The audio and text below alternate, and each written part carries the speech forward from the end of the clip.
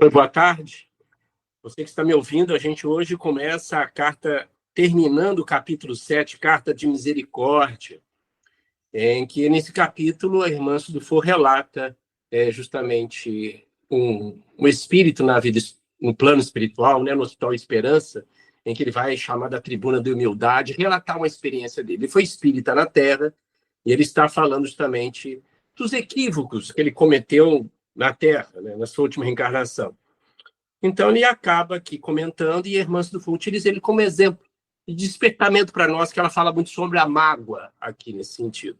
Nós começamos a acabar de ler no último encontro, e ele continua o seu relato falando sobre a mágoa, que ele deixou se levar pela mágoa, e que não é uma coisa tão abstrata, subjetiva como a gente imagina.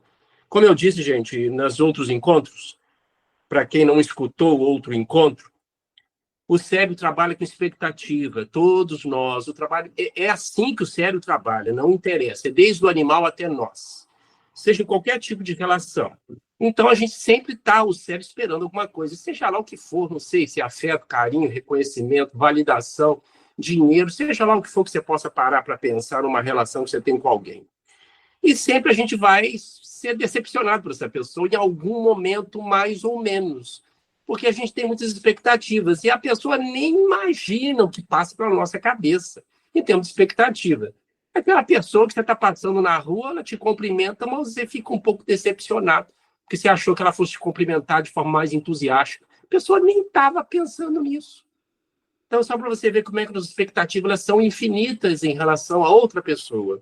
Relação afetiva, amigos, colegas de trabalho, pai, filho, relações familiares, vai por aí afora. Então, por isso, mais que nunca, o diálogo é importante, né? E calibrar as expectativas, né? Sempre é importante qualquer relação. Então, ele está falando aqui, ainda mais num grupo em que tem pessoas heterogêneas, muitas vezes ele está falando de coisas aqui que as pessoas talvez nem estavam fazendo, ou nem estavam pensando aqui, mas ele sentia o magoado para a pessoa ter feito ou ter tido aquele comportamento, e que às vezes não estava se referindo em absolutamente nada a ele. Mas olha o que ele continua dizendo na tribuna, ele começa narrando isso. Está aqui no parágrafo, a princípio pode aparecer uma atitude ingênua, para você se situar, a princípio pode parecer uma atitude ingênua. Então ele fala assim, a princípio pode parecer uma atitude ingênua e desproposital, mas somente quem já sofreu bastante com as mágoas sabe da importância de exonerá-las, o quanto antes da intimidade. Ao adquirir consciência dos males que ela nos traz, temos mais motivos ainda para extirpá-las. Como eu disse, eu gosto muito dessa expressão de que a mágoa realmente é um baú das nossas expectativas não atendidas. E quanto mais expectativa mais elevadas, mais esse baú vai enchendo, tá? E a pessoa ela passa a viver no mundo das mágoas e passa a ficar mais magoada ainda. Quem se magoa várias vezes fica mais magoado. Existem até outras condições emocionais psíquicas para isso. Uma das principais causas da mágoa também é uma expectativa elevada e a baixa autoestima. Nós falamos isso em outro encontro, tá? A baixa autoestima é uma das principais raízes da mágoa. A pessoa realmente não se gosta, ela não se encontra justamente dentro da sua autocompaixão, de não se olhar para si, não gostar de si, precisa da validação dos outros, e aí vai por aí afora. Nós conversamos muito sobre isso em outros encontros, e é uma das principais raízes justamente para a mágoa. E você acaba fazendo isso. Existe uma coisa muito interessante, existe um dos maiores estudiosos em neurociência de emoções, que é Antônio Damasio. Para você que está me ouvindo, se quiser pesquisar, os livros dele são vários, no Google, é um dos maiores pesquisadores no momento, neurocientista, sobre emoções. Antônio Damasio, um português, que já publicou N trabalho, é uma referência na área. E ele fala uma coisa, uma das suas teses, que tem embasamento científico, ele fala que as nossas respostas emocionais hoje, eles guiam nossas emoções futuras. Quer dizer, as nossas respostas emocionais hoje guiam as nossas emoções futuras. O que ele quer dizer com isso? Toda vez que a gente tem uma resposta emocional diante de um evento, seja ele estressante ou não, positivo ou não, a tendência é que a gente vá ter essa mesma resposta futuramente. Oi, Esther, boa tarde. Oi. A gente prepara o nosso cérebro, você está sendo treinado para ter aquela mesma emoção e aquela mesma resposta emocional com aqueles mesmos sentimentos nos próximos eventos. A gente está falando aqui da mágoa, E quando a pessoa, por isso que eu estou querendo, ela passa a se magoar várias vezes, ou se deixa se magoar, ela vai ter essa resposta futuramente com outras relações. Ô, Pianta, Oi, pode falar, Angela. o melindre é uma mágoa? Tem o melindre, justamente, vamos dizer assim, é um ensaio da mágoa. É um ensaio da mágoa.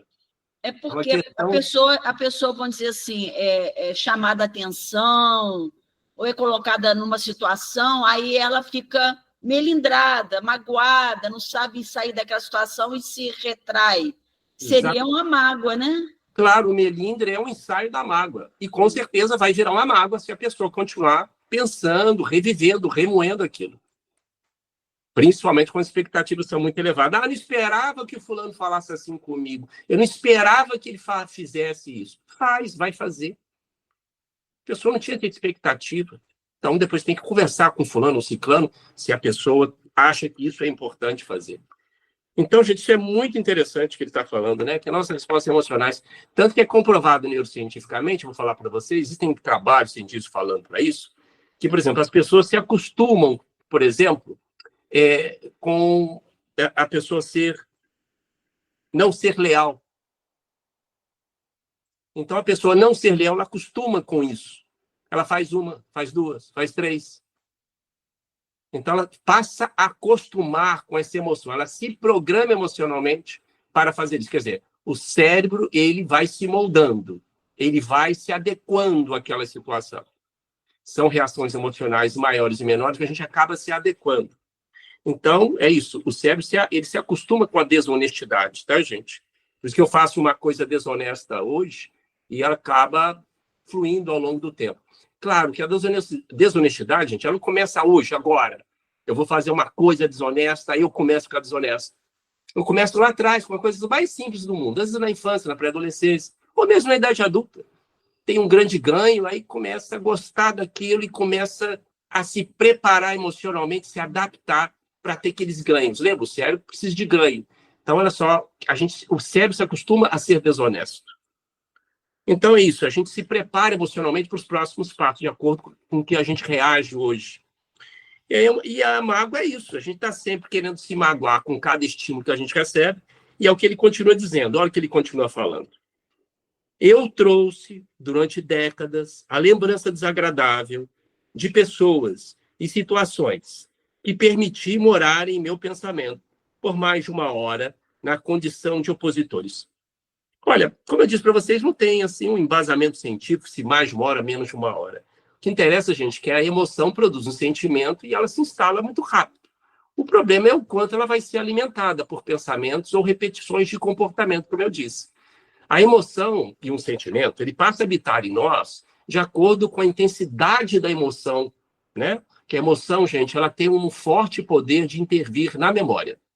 Quanto mais intenso emocionalmente, mais potência emocional tiver um evento, seja ele alegre ou infeliz, um trauma, mais vai grudar justamente ou consolidar rápido na nossa memória, e de forma viva. Então, lembre-se disso. Uma pessoa, para fixar bem um conteúdo, uma informação, um acontecimento, a emoção é realmente que ela vai justamente fazer isso. Então, quanto mais o indivíduo valoriza uma expectativa, quando ele mais está esperando uma expectativa muito alta do fulano, então mais vai ser o impacto emocional dessa mágoa. Porque quanto mais, eu repito, a mais forte a emoção, mais fixa na memória. Se eu perguntar para vocês aqui o que vocês estavam fazendo no dia 7 de abril de 1880, ninguém vai lembrar, ou de 90. Mas se eu perguntar para vocês, ou alguns aqui, qual justamente, que data que você estava, X, no mês, no ano tal, alguém fala, foi a data do meu casamento. Alguém vai falar em detalhe tudo, como é que foi. Estava chovendo, estava assim, tive esse problema. Por quê? Houve envolvimento emocional. Assim como, por exemplo, a perda de um ente querido. Aquele dia eu lembro que foi o dia tal, eu estava assim, eu estava trabalhando. Quer dizer, você consegue lembrar em detalhes, porque o seu cérebro sai da rotina, ele sai do comum, porque houve um impacto emocional muito grande. É a memória episódica, que a gente chama, que ela justamente ela é marcada, né? Para aquele momento emocional. Muitas pessoas, às vezes, por exemplo, onde você estava quando você viu o atentado das Torres Gêmeas em Nova York. Muitas pessoas se lembram desse dia onde estavam.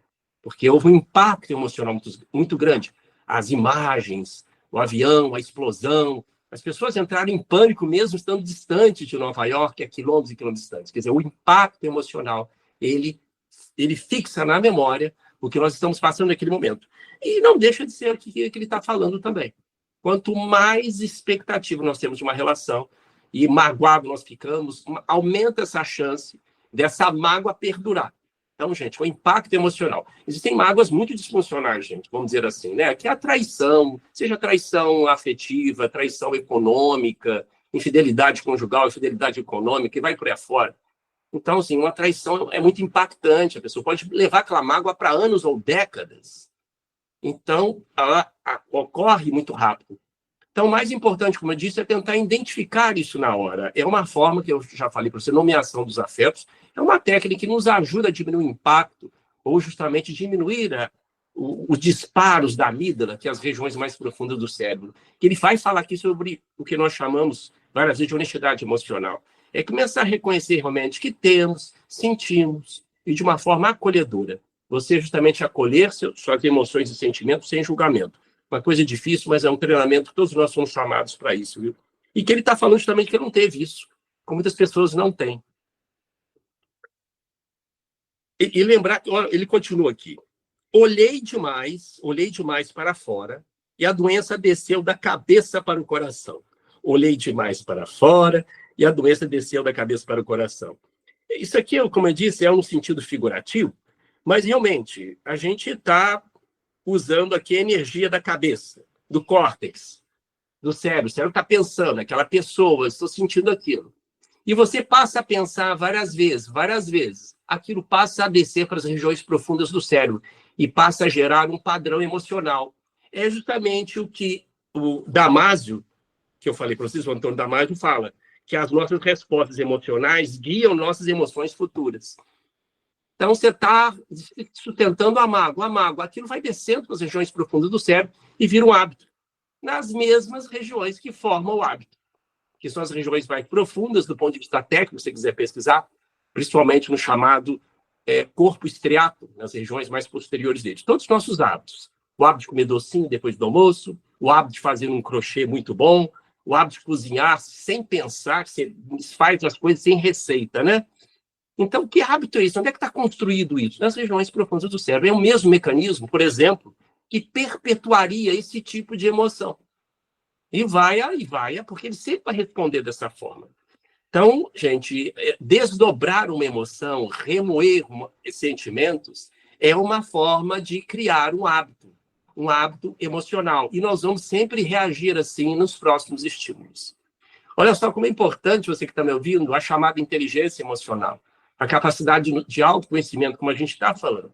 É uma coisa que é educação, é para a vida, isso é para a vida. A gente não faz de uma hora para outra e é diplomado de um dia para o outro.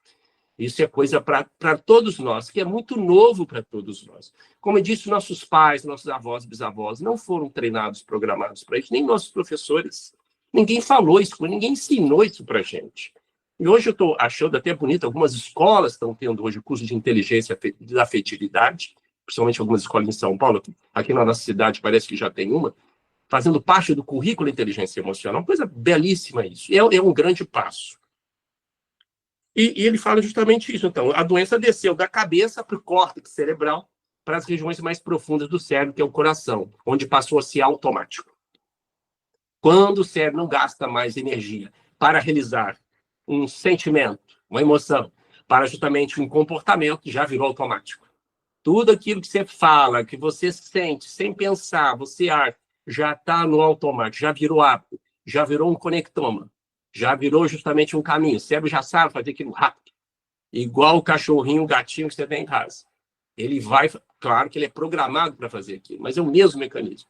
Só que a gente tem uma coisa que é a neuroplasticidade, a capacidade de formar ou não novos caminhos, novos conectomas, tanto para coisa boa quanto para coisa ruim. E ele continua. Pois bem, isso me custou um câncer, ele falando.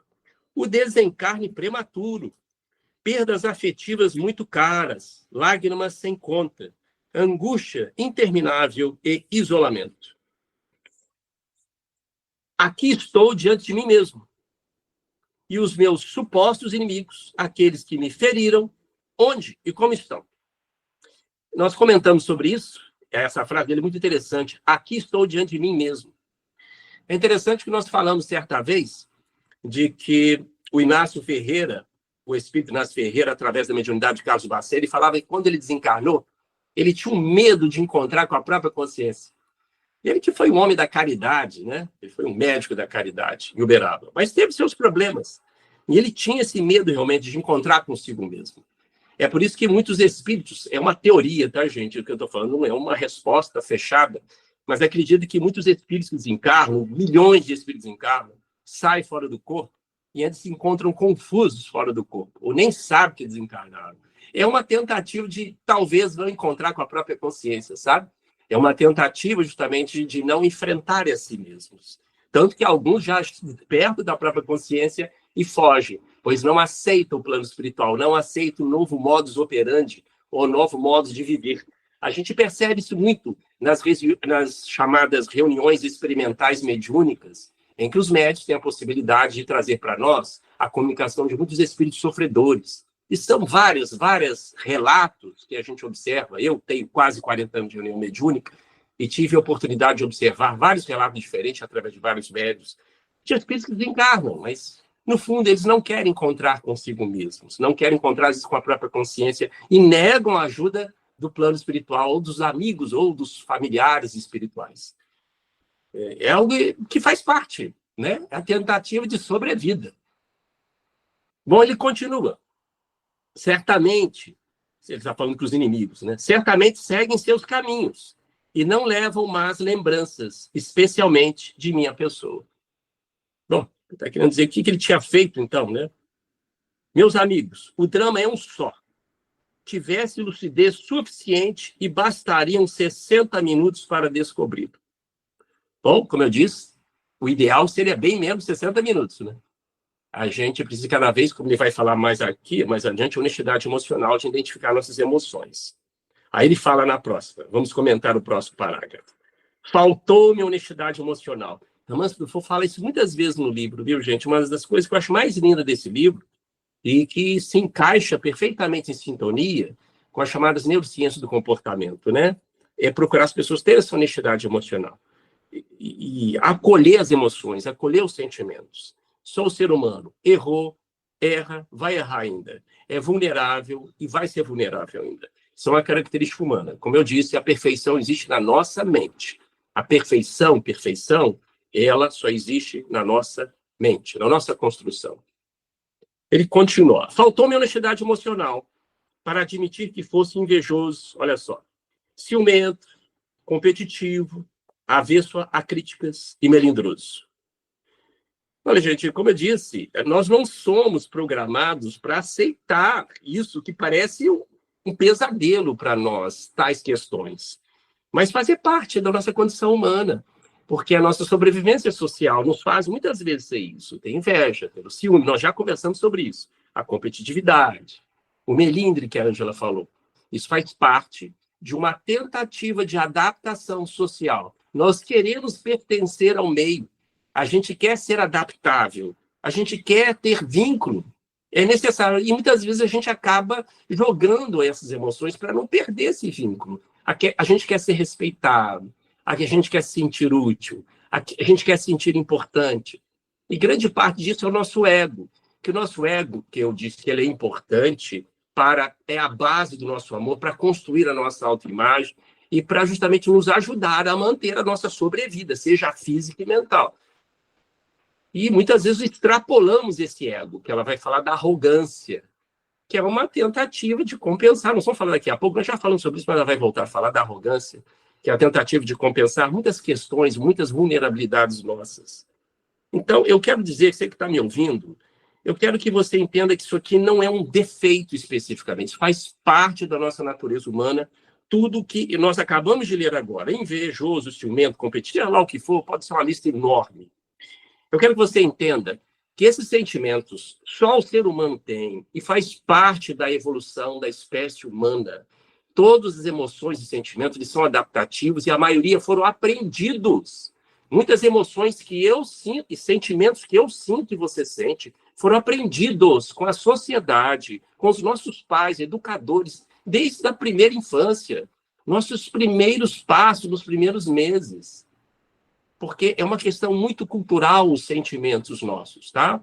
Vocês vejam que, eu não vou entrar em detalhe, que a gente teria que entrar numa questão de neurociência social, mas esses sentimentos são muito valorizados no Oriente e não são no Ocidente e vice-versa. Entenderam, gente? A questão de ciúmes, a questão da paixão, o orgulho, alguma coisa muito valorizada de família no Oriente, não é tanto para nós. Eu só estou dando um exemplo, que esses sentimentos eles variam, não só de pessoa a pessoa, mas como de cultura. Lembra que eu falei que o ambiente é um potente modelador das nossas crenças e comportamento? Lembrem disso, gente. Se querem modificar o comportamento, o hábito de vocês, comece a mudar o ambiente, ou o microambiente. Quando eu falo ambiente, eu falei desde a roupa que você usa, desde as coisas que você escuta, na internet, os livros que você vê, noticiário, o tipo de conversa que você tem entre os amigos, o que você fala sozinho, tudo isso é ambiente. Guarde isso. E ele continua nesse parágrafo. Meu orgulho impediu-me de admitir que outras pessoas fossem tão boas quanto eu naquilo que eu fazia. Fracassei em um dos testes mais difíceis da jornada humana. Exaltar a importância do outro com legítima alegria no coração e diminuir para que o Cristo crescesse. É muito bonito isso daqui. Realmente, são valores que nós estamos desenvolvendo ainda, né?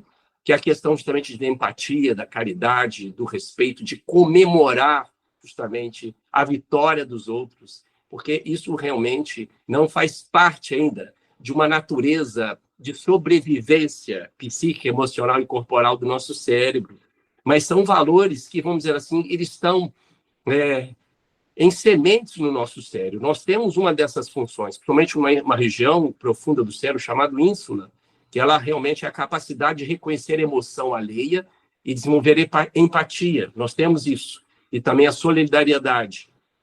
Ela está isso nas regiões mais profundas. E nós temos isso. Eu me lembro um grande professor de neurociências, ele falava que o cérebro ele nasceu para a espiritualidade. E não é questão que o espírito existe ou não, ele nem está querendo dizer, o cérebro nasceu para a espiritualidade. O cérebro ele tem um ensaio para ver um pouco mais além do que comida, do que abrigo, ele tem essa potencialidade. É isso que ele tem que dizer. E é um professor de neurociência bastante respeitado e famoso. Mas é essa questão de acolher a nossa humanidade. É isso que ele está querendo dizer aqui, viu, gente? Acolher a humanidade. É fazer as pazes com a sua humanidade, você que está me ouvindo. Fazer as pazes com as suas emoções. Fazer as pazes com os seus sentimentos. Pare de se culpar. Chega de culpa. Para de se culpar. Faça as pazes com a sua humanidade. Eu errei. Eu erro. Vai errar. Vai errar. Se alguém falar que nunca errou, não vai errar, essa pessoa vai precisar de tratamento psicológico, psiquiátrico. Porque faz parte da nossa sobrevida. É uma questão de adaptação. O arrependimento faz parte da escolha. É o preço de uma escolha. Foi equivocado. Vai escolher outra vez certo, mas vai escolher outra vez errado. Ele continua. Em meu favor, apenas tenho as minhas intenções. Em nenhum momento, conscientemente, calculei conflitos ou interesses pessoais. Sou vítima de mim mesmo, do meu passado, de semeadura na arrogância. Tudo passou no tempo, mas ainda trago a mente presa ao passado. Isso é a mágoa no coração. Deixa eu voltar ao capítulo anterior aqui. Capítulo. O parágrafo anterior. Olha o que ele diz. Em meu favor, apenas tenho as minhas intenções. Em nenhum momento, conscientemente, calculei conflitos ou interesses pessoais. Olha só, conscientemente. Olha que interessante, gente. Todos aqui já ouviram falar uma coisa chamada procrastinação. O nosso cérebro, gente, a todo momento, ele foi programado para isso.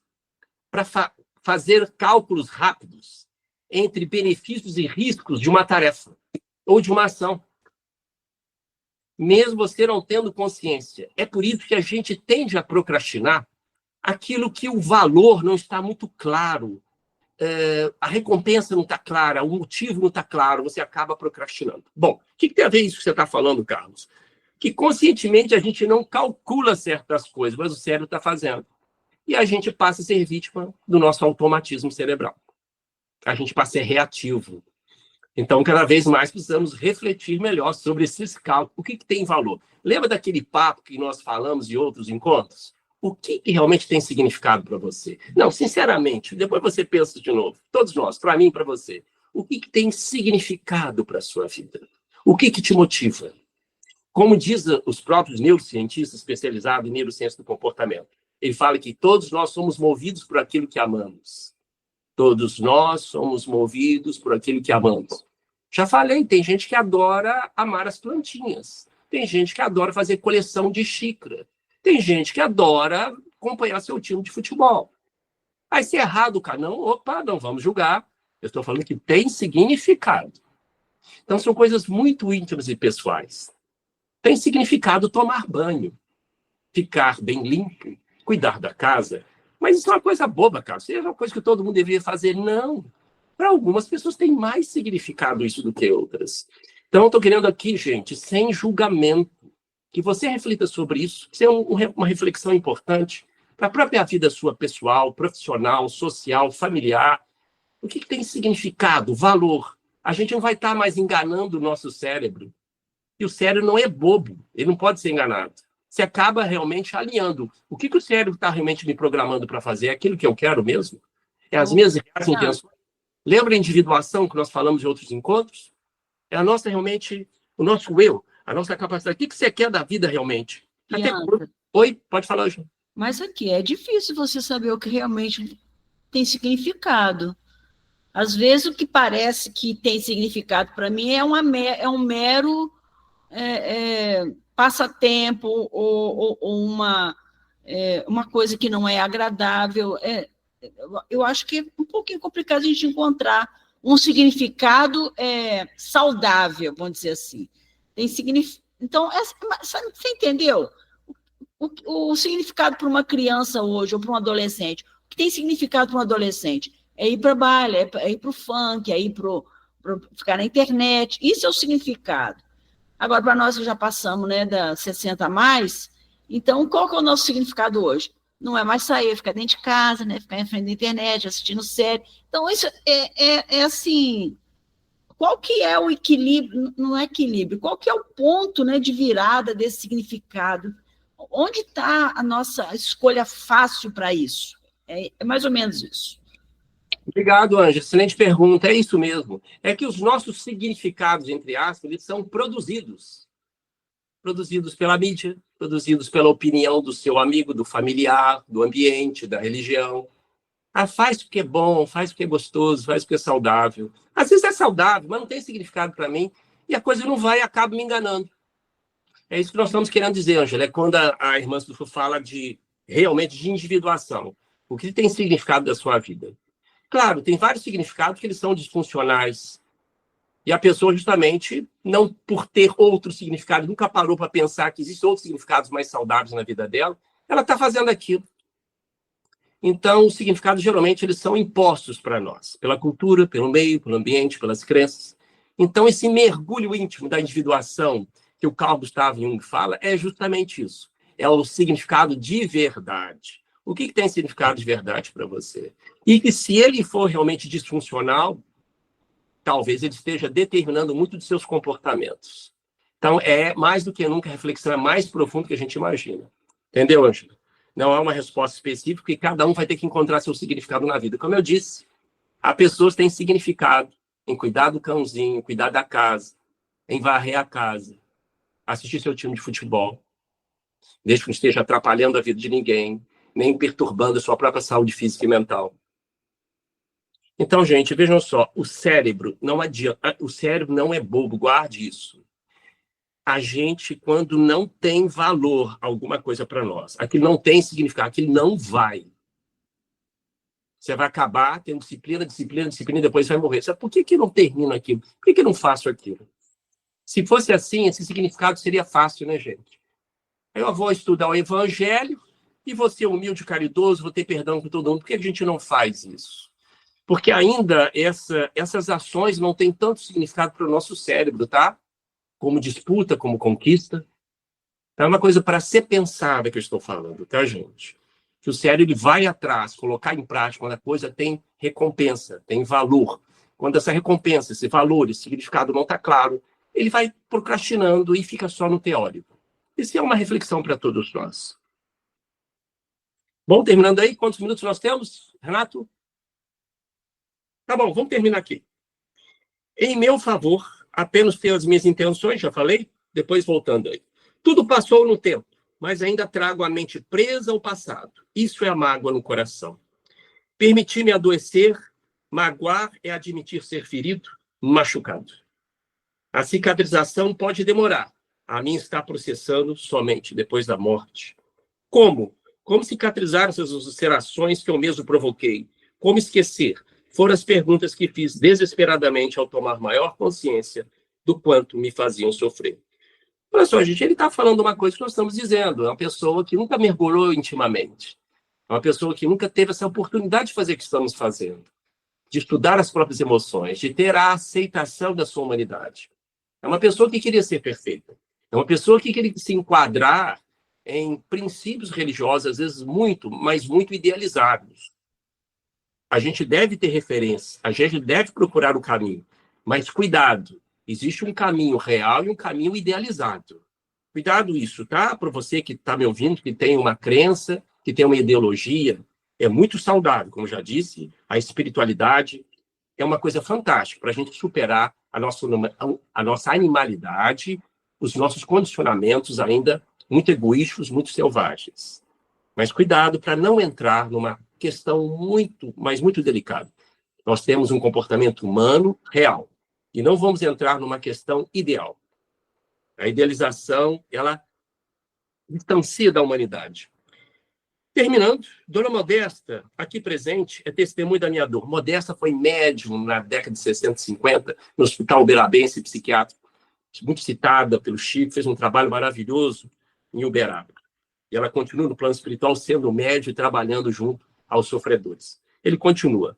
Como religiosos, raramente escapamos de uma velha armadilha, a presunção. Eu não escapei. Você que está me ouvindo, gente, a presunção é uma coisa também muito perigosa no meio religioso. Por quê? Existe uma coisa chamada de superioridade de fé. Quando eu tenho uma crença religiosa, uma ideologia, eu passo a me sentir superior do que os outros. E acho que a minha religião tem respostas para tudo. Isso chega a ser presunção. Mas eu não sou presunçoso, Carlos. Mas é uma atitude de presunção. Achar que a nossa ideologia, a nossa religião, ela é capaz de supor algo concreto. O que é presunção, gente? Presunção é supor algo como certo, sem ter prova ou evidência concreta. Isso é presunção. É você realmente supor algo como certo, sem ter prova ou evidência concreta. A religião, gente, ela é, como eu disse, fantástica, mas ela tem esses vieses um pouco perigosos, que a gente quer dar respostas para tudo. Eu posso falar como espírita, que eu sou espírita há 40 anos. Então, veja bem, os espíritas, às vezes, querem explicar tudo por reencarnação e obsessão. Vejam bem, eu estou estudando o espiritismo há 40 anos. Nós poderíamos realmente estudar aqui obsessão e planejamento reencarnatório, poderíamos. É capaz de explicar muitas coisas? Mas não é capaz de explicar tudo. O ser humano, eu, você, todos nós, temos muita complexidade para ser limitada a duas respostas. Isso é obsessão, isso é reencarnação.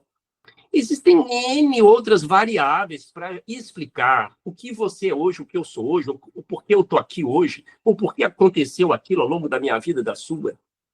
Então, nós não podemos limitar a nossa vida em explicações muito rasas e com frases ou chavões. Isso, em vez de consolar, isso prejudica mais ainda. Então, você que está me ouvindo, que tem uma religião, que tem uma crença, ela é muito linda, mas o ser humano, a vida é muito complexa para ser definida em apenas respostas muito rápidas.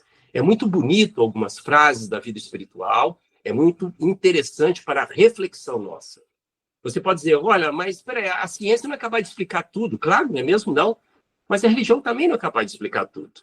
Mas tudo não poderia também ser obsessão, muita coisa não poderia ser reencarnação, programação? Sim, mas nem tudo é explicado também por reencarnação e obsessão, e nem tudo é explicado pela ciência. Nós não temos resposta. Há muitas questões que você tem sobre a sua vida, eu tenho, todos têm, a gente não consegue encontrar ainda uma resposta concreta, seja na ciência ou dita espiritualidade. É um encontro pessoal. A busca pela espiritualidade é um encontro muito pessoal, muito individual e até solitário. Porque é aquilo do significado, lembram? Uma emoção que produz a espiritualidade para você não é a mesma minha. A pessoa precisa de uma vela acesa, outros precisam de um cântico, outros precisam de um ritual, outros precisam apenas de concentrar-se para se conectar com Deus. Então, respeitar a individualidade. Lembra do significado? Acabou nosso tempo. Pois é, gente, a presunção é isso. É um cuidado que a gente tem que ter para que a gente não tenha essa conotação, né? A gente acaba se fechando na nossa crença e a gente quer impor essa crença a outras pessoas. É diferente expor um conhecimento e impor um conhecimento. Nós podemos agora, você com a sua crença, ir lá para o YouTube, o Instagram, expor suas crenças. Maravilha, para a gente compartilhar conhecimentos. Mas não devemos querer enquadrar as pessoas nos nossos conhecimentos ou nas nossas crenças religiosas. Porque o que tem significado para mim não tem para você. As religiões, elas não encerram a verdade divina. Elas são fragmentos, elas são quebra-cabeças. Então, nem o espiritismo, nem outra religião encerra toda a realidade da vida espiritual. Alguma pergunta, gente? A gente continua, então, terminando. Achei que fosse terminar hoje, mas não tem problema, a gente não quer correr. Para a gente refletir, eu também, sobre tudo que nós discutimos. Podemos terminar? Então, vamos pedir ao Mestre Jesus, aos amigos espirituais que encontram nos nossos lares, nossos familiares desencarnados possam derramar os fluidos balsamizantes medicamentosos sobre nós neste final de tarde. Que eles façam a asepsia do nosso ambiente. Que eles possam fluidificar nossos alimentos, nossas águas. E pedir que esses amigos espirituais nos abracem neste momento. Sentimos saudades, saudade da presença de cada um deles. Vamos pedir pelos nossos familiares, estejam eles presentes ou distantes, pela saúde deles, física, psíquica e espiritual. E que o Mestre Jesus nos abençoe nessa tarde, para que a gente leve todos os conhecimentos para a nossa vivência. Muito obrigado, Jesus, por mais oportunidade. Muito obrigado por estar contigo. Que assim seja.